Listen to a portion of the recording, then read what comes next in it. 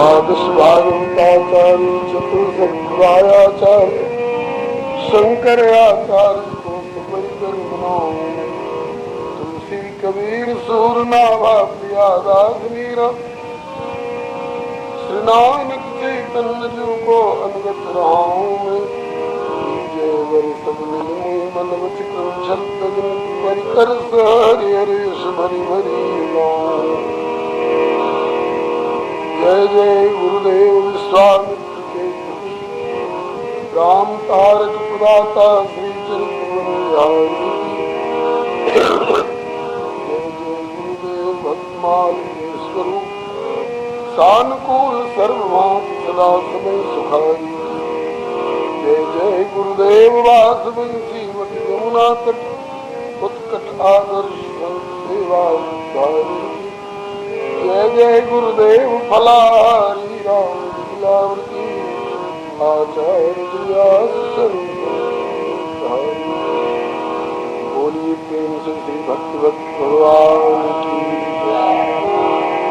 श्री गुरुदेव भगवान की श्री आचार्य शरण की श्री भगवान नाम संकीर्तन की श्री हनुमंत लाल स्वामी तुलसीदास जी महाराज की जय। श्री सर्वसुंदर वैष्णव भगवान की जय। श्री प्रभु कृपा से श्री रामचरितमानस नवान यज्ञ का आज 9वां दिवस है।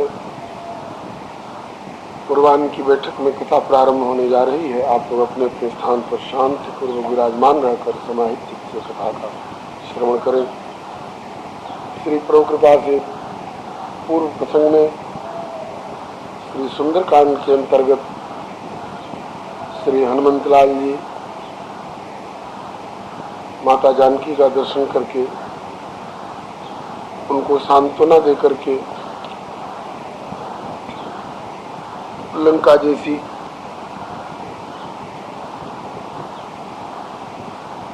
पाप की कमाई से भरे हुए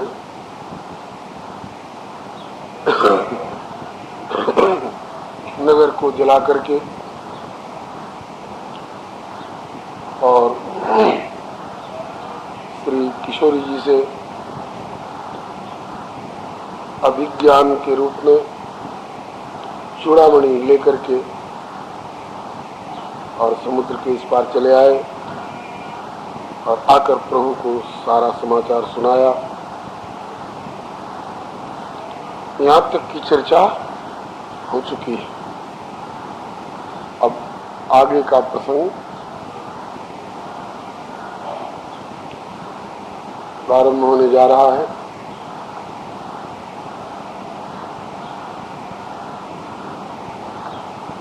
पहले हम लोग एक गीत के माध्यम से श्री हनुमंतलाल जी को स्मरण करेंगे। मैया अंजनी के लाल हनुमान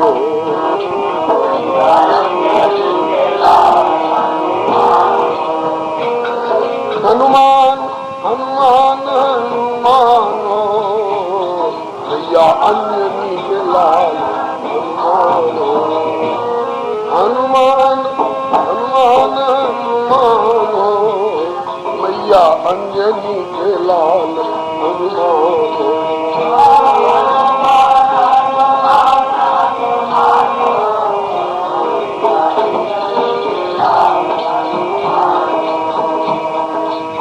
केसरी किशोर सिरमौर साधु सुभट के केसरी किशोर केसरी किशोर सिरमौर साधु सुभट के केसरी किशोर पवन के पूत बलवानो मैया अंजनी के लाल हनुमान। पवन के पूत बलवानो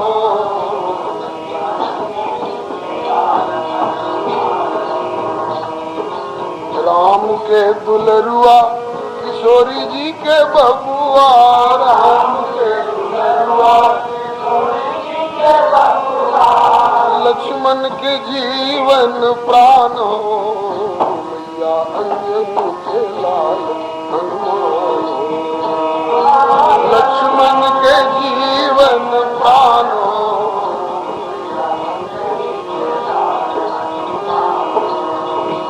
मैया अंजनी के लाल हनुमान हो।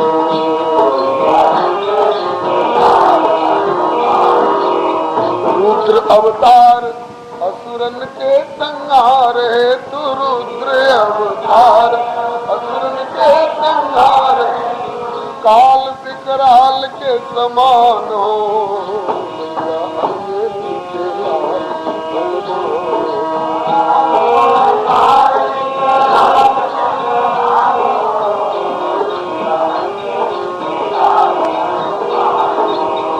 अजर अमर बजरंग वीर बानित, अजर अमर बजरंग वीर बानित, बल बुद्धि ज्ञान के निधान हो, मैया अंजनी के लाल हनुमान हो। बल बुद्धि ज्ञान के निधान हो,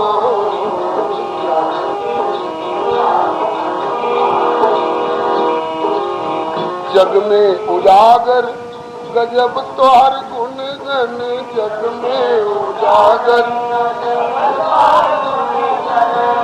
जग में उजागर कमाल तोहर गुण गण, जग में उजागर कमाल तोहर गुण, वर्णत वेद पुराण हो, मैया अंजनी के लाल हनुमान हो।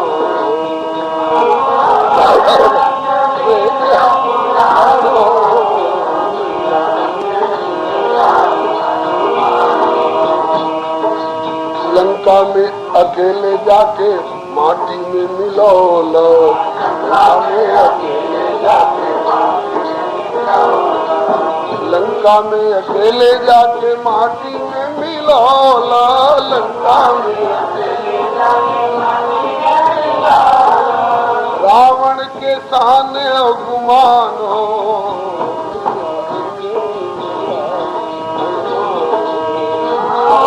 रावण के सामने गुमान हो,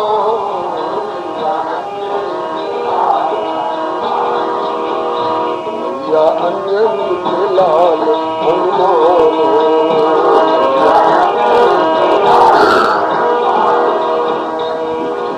सिया के प्रबोधि प्रभु राम के प्रतोषल, सिया के प्रबोधि प्रभु सिया के प्रबोधि प्रभु राम के प्रतोषल, सिया के प्रबोधि प्रभु राम के बनरन के बचाई लेल जानो, मैया अंजनी के लाल हनुमान हो। बनरन के बचाई लेल जानो,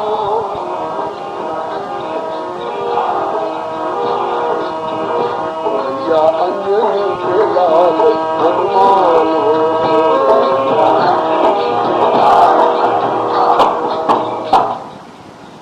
माता जानकी को प्रबोध दे करके श्री राम प्रभु आपसे उदासीन नहीं है माँ, आप शांत धीरज रखें। कछुक दिवस जननी धर धीरा, कपिन सहित अहे रघुवीरा। और फिर आकर के प्रभु को श्री किशोरी जी का पता बताए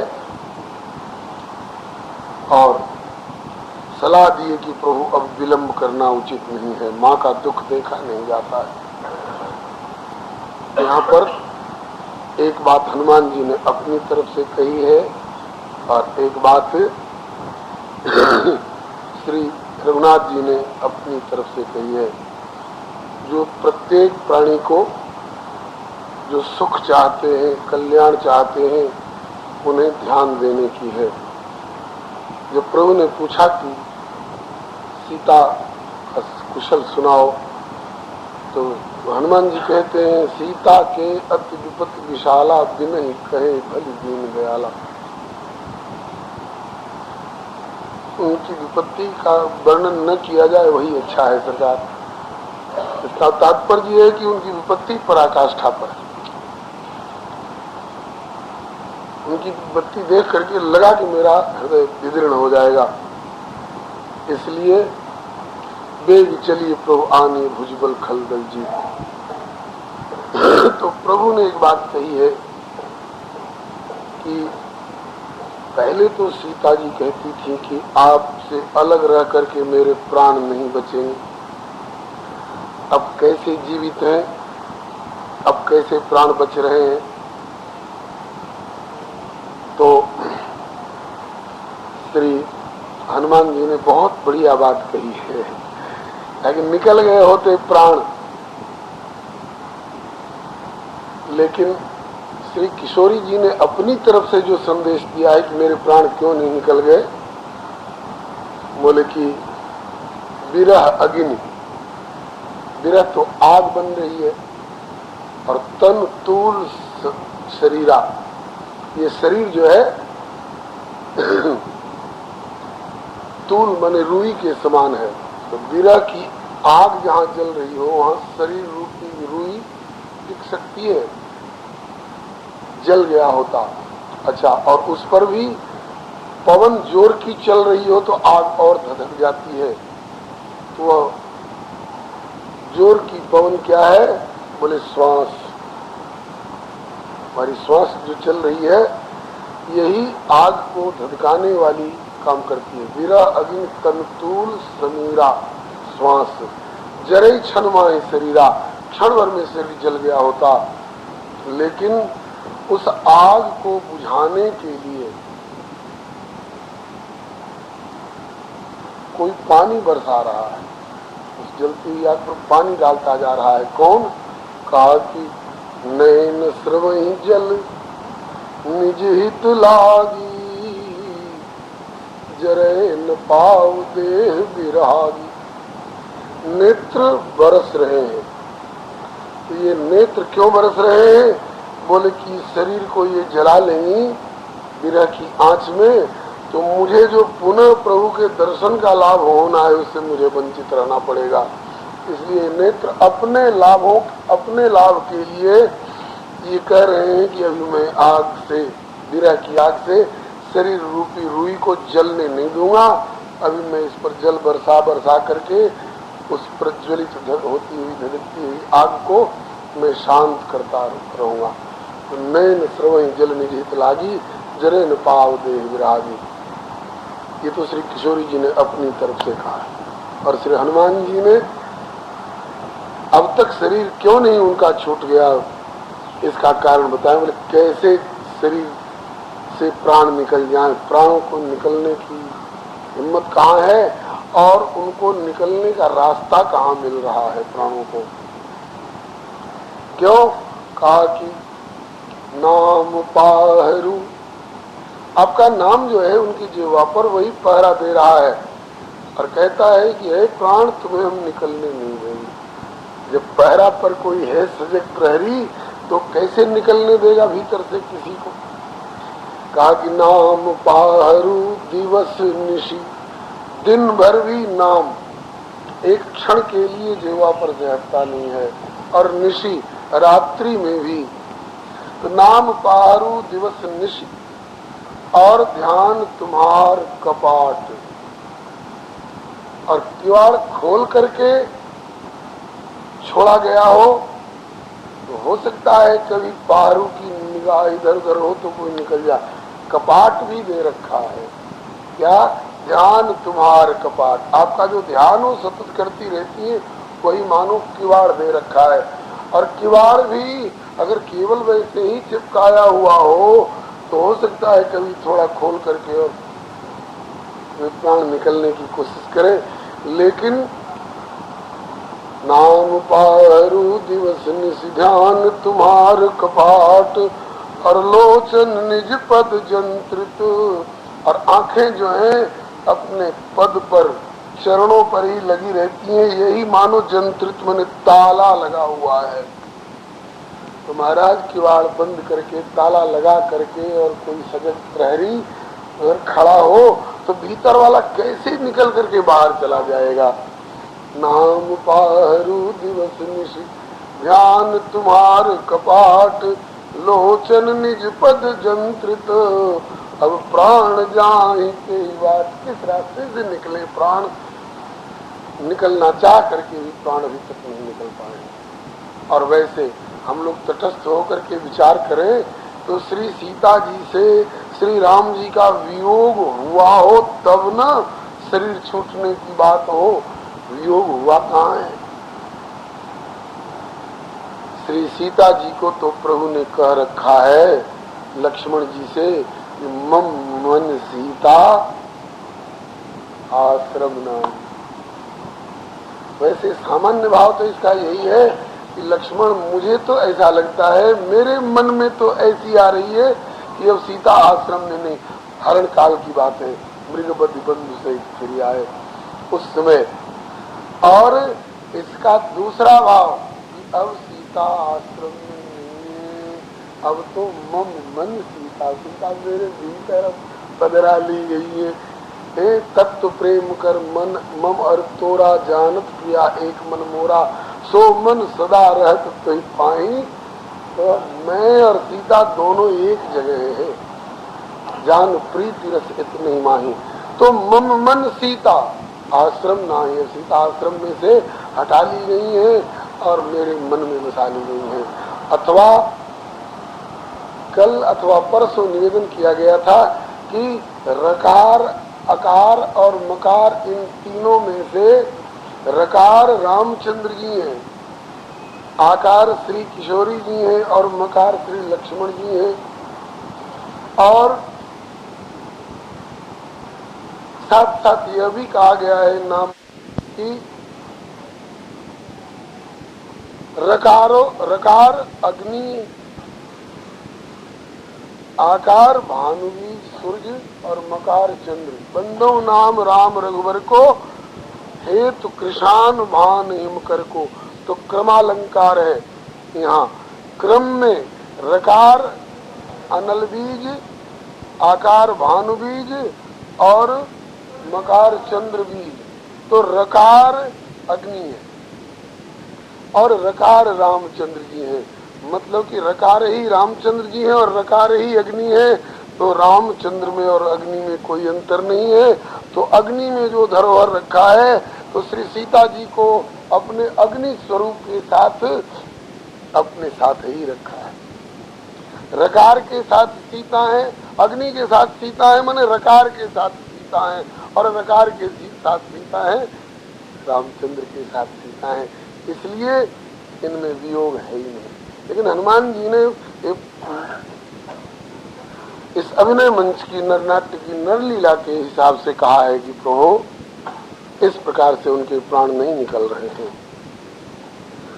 फिर जब प्रभु ने हनुमान जी के श्री मुख से विपत्ति का वर्णन सुना तो कहते हैं कि हनुमान दोनों बात एक साथ कह रहे हो। बोलिए श्री हनुमंत लाल की जय। आगे दोनों बात एक साथ कह रहे हो, श्री राम जय राम जय जय राम,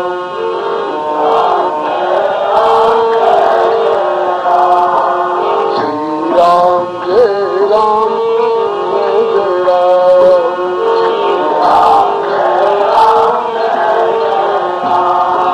श्री राम जय राम जय जय राम, श्री राम जय राम जय जय राम,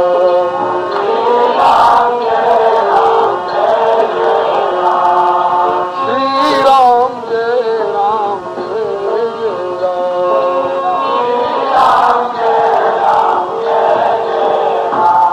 श्री सीताराम नाम महाराज की जय।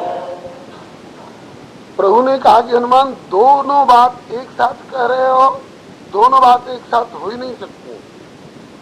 जैसे कोई कहे कि एक कमरे में, मैं ऐसे कमरे में गया जहाँ रात्रि देवी भी विद्यमान थी घोर अंधकार लेकर के, और सूर्य नारायण भी उसी कमरे में मौजूद थे। जहाँ सूर्य नारायण होंगे वहाँ अंधकार हो ही नहीं सकता है। इसी तरह से तुम दोनों बात एक साथ कह रहे हो। एक तरफ कहते हो कि नाम पारू दिवस निशी ध्यान तुम्हार कपाट, मेरा नाम भी वहां मौजूद है और मेरा ध्यान भी वहां मौजूद है। और उसके बाद फिर कहते हो कि सीता के अति विपत्ति विशाला, जहाँ मेरा ध्यान हो, मेरा नाम हो, वहाँ विपत्ति हो। वचन मन, ये प्रभु की कही हुई बात है। वचन का मन मम गति जाई, सपने बूझिए विपत्ति की ताई। वचन से, काया से और मन से जो मुझी को अपनी गति मति समझे हुए हो, अथवा जिसके मन की, वचन की और कर्म काय की गति मुझ तक ही है, मुझ में ही आकर के जो लग चुके हैं, जागृत की कौन कहेगी। सपने बूझी विपत्ति की ताई, सपने में भी उसके पास विपत्ति आ सकती है। इस आलोक में सोच समझ करके बोलो हनुमान, मेरा ध्यान भी उनके हृदय में है, मेरा नाम भी उनकी जीवा पर है और विपत्ति भी वहां मौजूद है। तब हनुमान जी अब संभल के बोले, नहीं नाथ, मुझे कहने में भूल हो गई। क्या काज विपत्ति प्रभु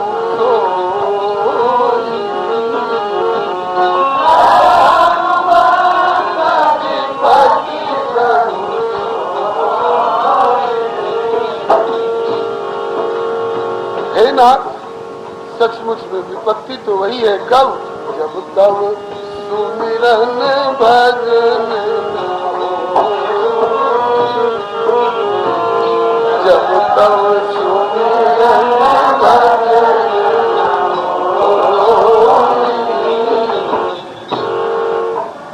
विपत्ति तो वह है प्रभु जब आपका सुमिरन भजन न हो। तो सुमिरन भजन भी हो रहा है और विपत्ति का भी अनुभव हो रहा है। ये दोनों बातें एक साथ नहीं हो रही है। जब सुमिरन भजन हो रहा है तब विपत्ति क्या? इसका तात्पर्य कि सांसारिक दृष्टिकोण से विपत्ति कितनी भी महान से महान होकर माथे पर आकर के टकरावे तो भी भक्त लोग उसको विपत्ति नहीं मानते हैं। विपदो नहीं वो विपदा, संपदो नहीं वो संपदा, विपद विस्मरणम विष्णु संपन्न नारायण स्मृति ही। प्रभु के विस्मरण, प्रभु का विस्मरण ही विपत्ति है और प्रभु का स्मरण ही सबसे बड़ी संपत्ति है। तो यदि उन्हें मेरी स्मृति बनी हुई है तब विपत्ति नहीं कही जाएगी। हाँ, विपत्ति का अभिनय कहा जा सकता है। ठीक है प्रभु, चलिए अब तो चलना चाहिए। बड़ी भारी तैयारी हुई सेना लेकर के और प्रभु चल पड़े। और कि अब तक किष्किंधा में सेना थी, अब किष्किंधा से सेना चल करके और समुद्र के किनारे पहुंच गए। तो जिस समय प्रभु श्री राम ने प्रस्थान किया है उस समय दो के बाएं नेत्र फड़कने लग गए। श्री सियाजी के बाएं नेत्र भी फड़कने लग गए और रावण और मंदोदरी के भी बाएं नेत्र फड़कने। श्री हरे नमः। रावण के भी वाम नेत्र फड़कने लग गए। तो पुरुष का वाम नेत्र फड़कना अशुभ है और नारी का वाम नेत्र फड़कना शुभ है। तो श्री सियाजी नारी चरित्र कर रही है, नारी वाला पार्ट अदा कर रही है। तो इनका वाम नेत्र स्फुरित होना मंगल सूचक है। सीते अब घबराओ नहीं, अब आपकी यह विपत्ति चलने वाली है, आपका मंगल होने वाला है, प्रभु मिलने वाले हैं। और रावण का वाम नेत्र जब फरकने लगा तो उसको ये वाम नेत्र का स्वरूप सूचित कर रहा है कि रावण अब तू इस जगत में टिकने वाला नहीं है, तब तेरे विनाश की घड़ी आ गई है। और समुद्र के किनारे आकर के प्रभु ने डेरा डाला। उधर राक्षस सब विचार करने लग गए अब क्या होना चाहिए? वहाँ निशाचर रही शंका, जब ते जार गयो कपिलंका। इस बीच में एक घटना हुई। घटना ये हुई कि रावण के बाबा कौन है मालूम है ना? पुलस्त मुनि। पुलस्त मुनि ने अपने शिष्यों के साथ एक संवाद जाकर के रावण को यह संवाद दे दो कि अगर भला चाहता है तो सीता को लौटा दे। श्री राम के चरणों में सीता जी को पहुंचा करके उनके चरणों में प्रणत होकर के क्षमा याचना करे। तो शिष्य लोग यह संवाद लेकर रावण तक पहुंचाने में डरते हैं, घबराते हैं, पता नहीं हमारा क्या हाल करेगा। कहा कि गुरुदेव, रावण तक आपका यह संवाद लेकर के जाने में आपका तो कुछ नहीं बिगड़ेगा, हम लोगों को तो वहीं कुचल के समाप्त कर देगा। तो अगर आपकी आज्ञा हो तो रावण के छोटे भाई विभीषण तक यह हम संवाद पहुंचा सकते हैं। कहा कि चलो वहीं तक पहुंचा दो। तो उन शिष्यों ने आकर के विभीषण जी से कहा कि तो रावण तक किसी तरह से यह बात पहुंच जानी चाहिए। तो विभीषण जी ने आकर के और रावण को सलाह दी। यह कह करके यह सलाह मैं अपनी तरफ से नहीं दे रहा हूं, इसकी तरफ से दे रहे हो।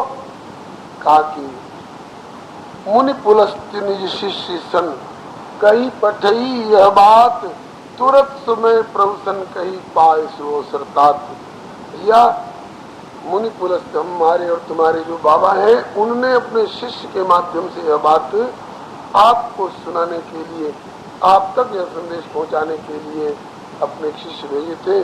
उस गरीब को आप तक आकर यह बात करने की हिम्मत नहीं पड़ी, इसलिए मैं आपको सुना रहा हूँ।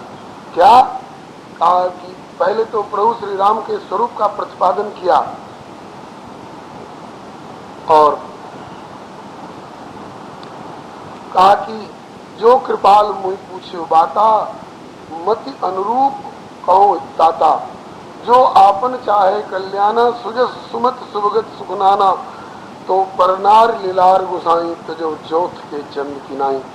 जैसे चौथ के चंदा, भादो के चौथ के चंदा की ओर देखने में लोग डरते हैं, इसी तरह से यदि कोई अपना कल्याण चाहे, सुजस चाहे, सुमत चाहे, शुभ गति और नाना प्रकार के सुख चाहे, तो पराई स्त्री के लीलार की ओर देखना वह ऐसे ही छोड़ दे जैसे भादों के चौथ चंदा की ओर देखने में लोग डरते हैं। झूठा कलंक लग जाएगा, पता नहीं हमारी क्या हालत होगी, इसलिए भैया आज चौथ का चंदा तो नहीं देखना है।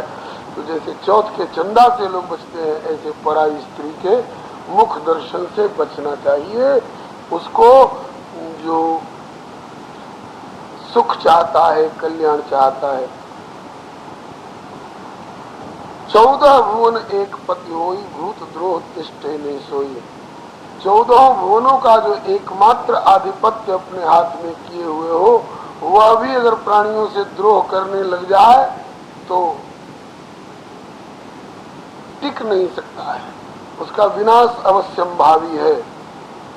गुण सागर नागर नरजोऊ, अल्प लोभ भल कही न को। 3 बात बताई, पर नारी और परद्रोह और परलोभ। पराई वस्तु पर लोभ, पर नारी के प्रति कुदृष्टि, कुभाव, कुकर्म और पराये वस्तु पर लोभ। पराये वस्तु पर लोभ, पराये से द्रोह और पर नारी। ये 3 दोष ऐसे हैं कि इस लोक में तो उसको नष्ट कर ही देते हैं और आगे चल करके नरक में यातनाएं मिलती हैं। इसी तीनों बातों को एक दोहे के रूप में फिर समेट करके कह रहे हैं कि काम क्रोध मद लोभ सब नाथ नरक के पंथ सब परिहरि रघुवीर भजहु भजहि जय संत। तात राम नहीं नर भूपाला भुवनेश्वर कालहु कर काला।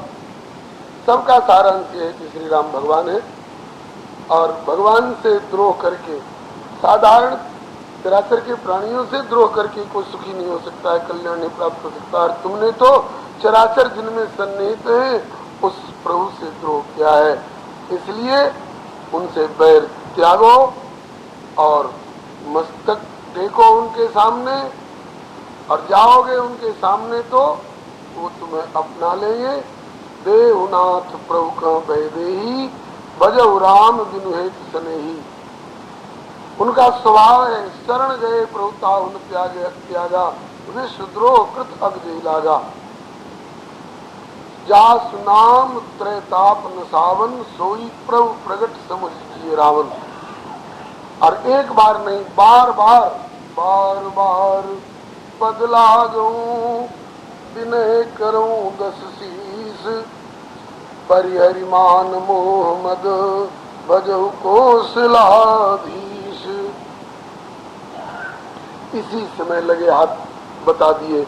मुनि पुलस्त निज शिष्य सन कही पठई। यह बात ये जो कुछ मैंने कही है सारी बात मैंने अपनी तरफ से कुछ नमक मिर्च मिला करके नहीं कही है, तो मुनि पुलस्त ने सारी बात आप तक भेजवाई है।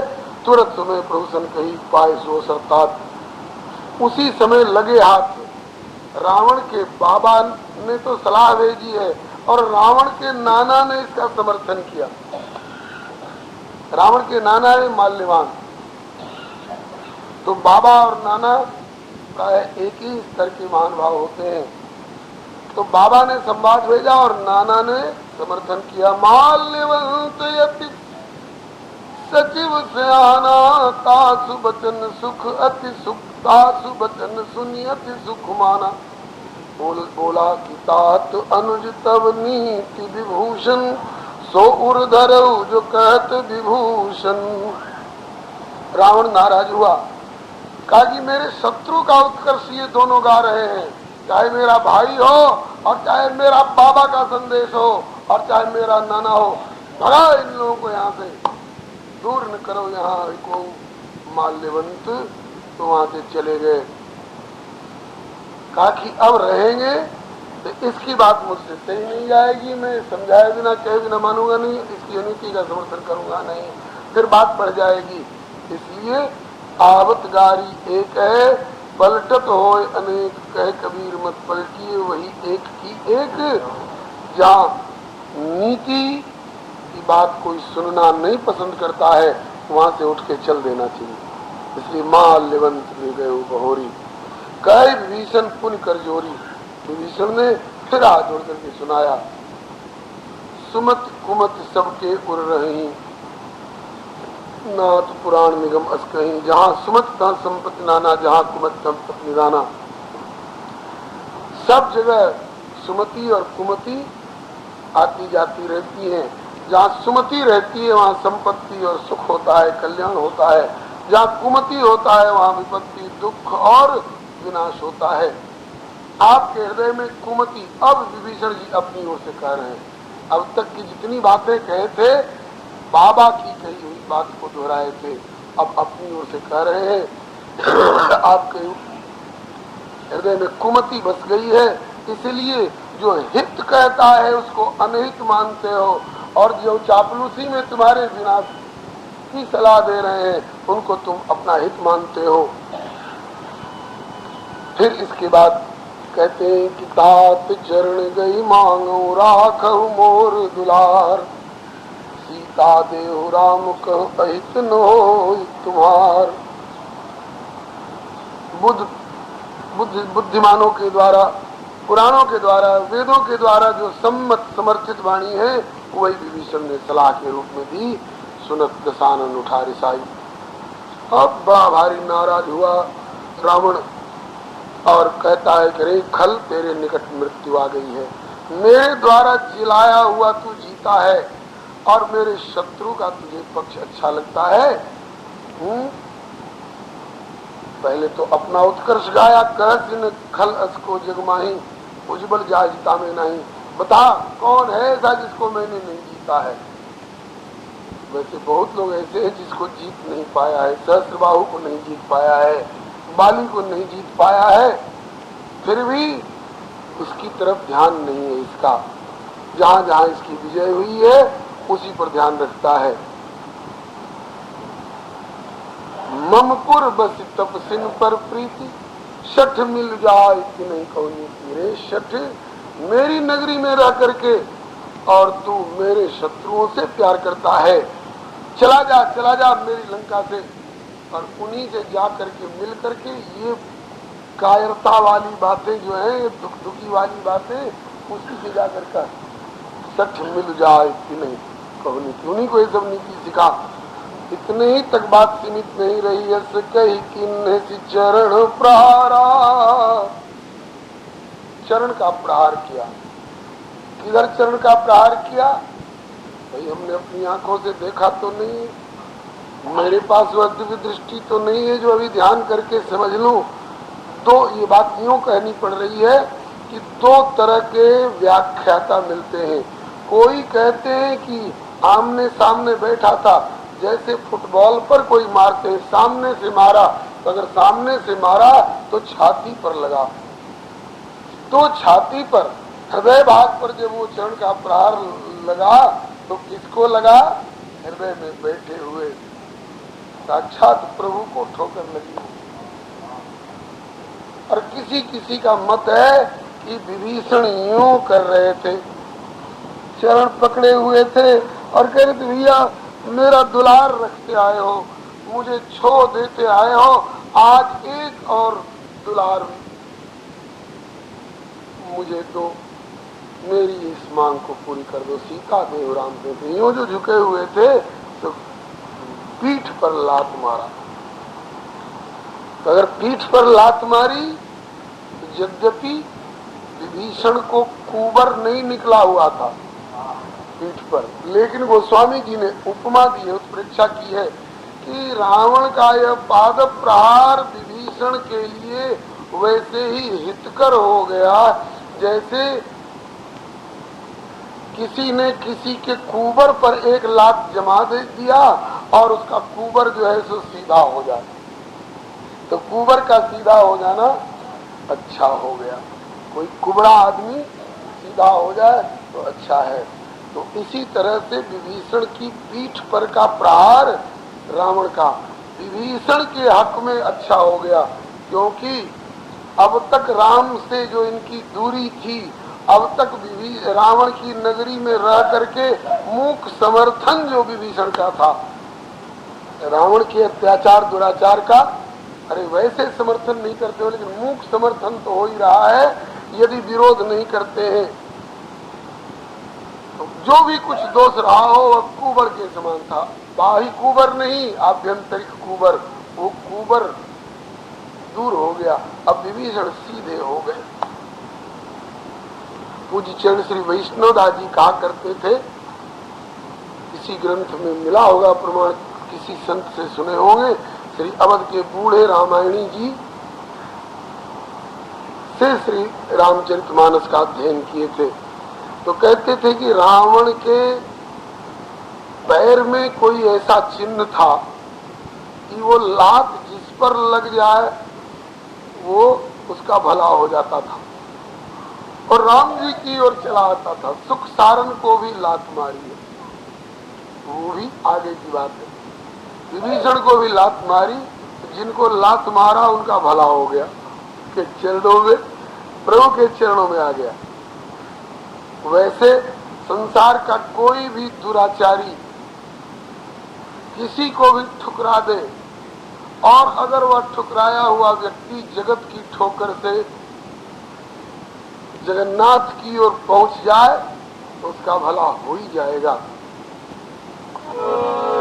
छूटा जग जंजाल, छूटा जग जंजाल, जब ही जालिम जग ने ठुकराया जी, हुआ दीन दुख दरन शरण जो दीन बंधु की आया जी।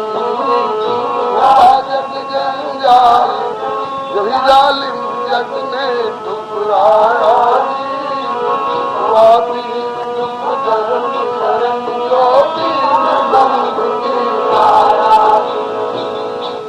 संत के पास आकर कोई कहे कि महाराज मेरे भाई ने मुझे ठोकर मार दिया, महाराज मेरी सौतेली माँ ने मुझे ठोकर मार दिया, महाराज मुझे मेरी भौजाई ने ठुकरा दिया, तो संत यही कहेंगे कि तुम्हें अगर जग ने ठुकराया,